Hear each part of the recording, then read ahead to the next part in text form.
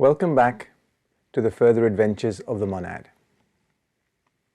Looking at this diagram, we can see that so far we have discarded our physical body, our etheric body, and in the last presentation we got to the point where we were on the verge of discarding our emotional body as well.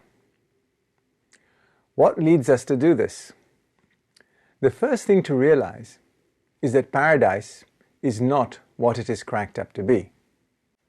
There is only so much fun you can have masquerading as a Dutch person and riding around on a bicycle. Add to this the fact that the energy supply in your emotional body is diminishing. The life thread does not just animate our physical bodies. Some monads can prolong their stay in the emotional plane if they choose to do so. But in the main, most of us choose to move on after about 25 years.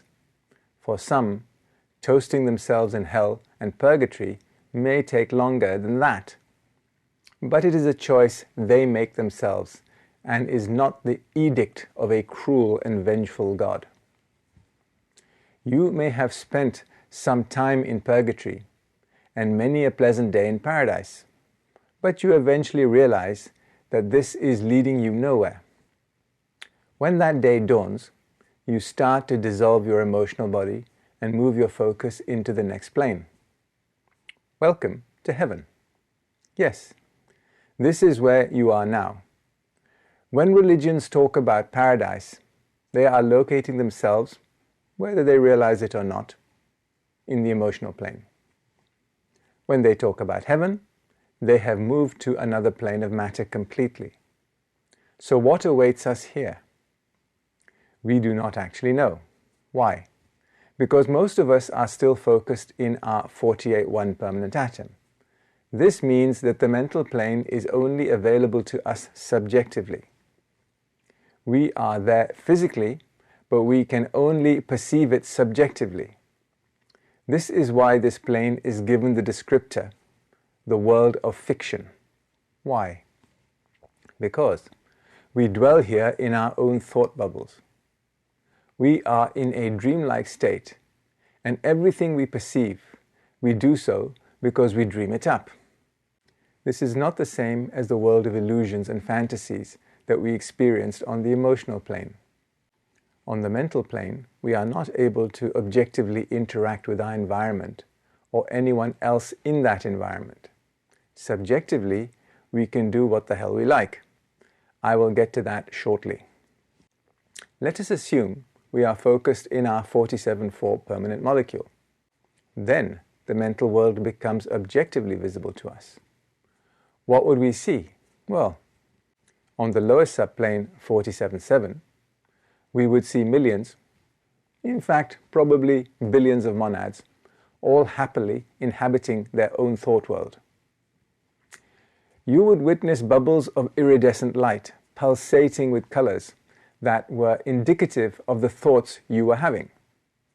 So, what is the point of floating around in our fictitious world? The reason is that we have the opportunity to reflect on our last incarnation and work up more strongly in our minds the lessons and skills we gained from our brief sojourn on earth. We can relive events. We can practice skills we may have learned. We are even able to practice skills we would like to develop in future incarnations. All this practice may be good for our souls, but it does not lead to consciousness expansion. That, I'm afraid, can only be achieved by taking what we know and materializing it down on the lowest planes of matter. Once an idea or skill is fully manifested on earth, the knowledge of that idea is transferred into wisdom. This is what we wish to achieve and return to our causal bodies. Wisdom is seeing the reality of something. Knowledge of reality is only a model of what could potentially be. We have to test that hypothesis here on earth to come to know the truth about anything. This is why incarnating is so important, and why you are seriously wasting your breath complaining about being down here and how you can't wait to get home. On the highest subplanes of the mental world, a monad is freed from its own fictitious world and can converse with a range of other monads, not all from the human kingdom. This is the lowest plane of matter that the hierarchy is prepared to descend to. The emotional plane is a charnel house of our misdirected emotions. It is also the home of the Black Lodge, so that is definitely a neighborhood you do not want to visit. Once free of our thought bubbles, we gain objective consciousness on one of the subplanes of the mental plane, at least those planes below the permanent molecule 47.4. We can attend lectures by members of the hierarchy, and indeed this is where we do a great deal of our studies as we advance our consciousness development. Let's get back to our thought bubble, because this is where most of us will be residing once we get to the mental plane. This environment is called heaven because there is no negativity found here. We left all our negative emotions back on the lowest three subplanes of the emotional plane. We create our ideal environment and inhabit it. We review our recent life and assess what we have learned from it. We may decide we wish to practice a skill we developed on earth and we wish to develop it further. This does not turn us into a genius. That does not occur until we return into a new incarnation and remember that talent. We then work it up approximately to the skill levels that we were working on when we were in our thought bubble. If we had led an eventful life, there may be a lot for us to process. This all takes time, and so the monad's sojourn on the mental plane may take centuries. It is difficult to imagine how this would equate to earth time in the way we would experience the passage of time. Why? Because on the mental plane we operate in 5 dimensions. Are we totally alone in our thought bubbles? Not exactly. Say you wish to have a conversation with your favorite grandchild. You would remember what your grandchild looked like. The focus and strength of your vision would produce an image of your grandchild in front of you. Would you be communicating with an imaginary vision of your grandchild? Not exactly. What happens is quite strange to conceptualize. The monad that is your grandchild knows that you are thinking about it and that you want to meet it. It sends a small portion of activated causal matter from itself to materialize within your mental construction of itself.